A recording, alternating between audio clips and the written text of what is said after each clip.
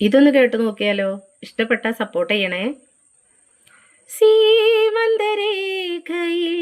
ചന്ദനം ചാർത്തിയ ഹേമന്ത നീല നിശീതിനി മാനസദേവന്റെ ചുംബന പൂക്കളോ സ്മരവതി നിന്റെ ചൊടിയിണയിൽ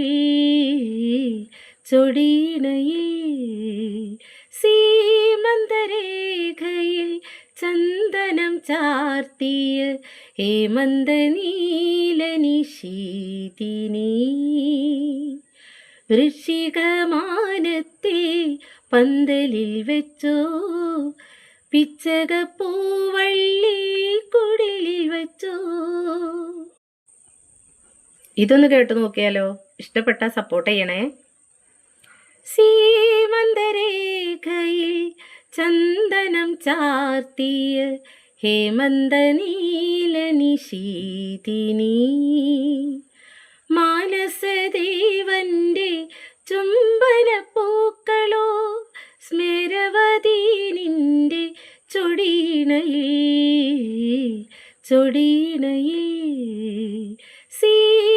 സീമന്തരേഖയിൽ ചന്ദനം ചാർത്തിയ ഹേമന്ത നീല നിശീതിനി വൃശ്ചികമാനത്തെ പന്തലിൽ വെച്ചോ പിച്ചകപ്പൂവള്ളി കുടിലിൽ വെച്ചോ.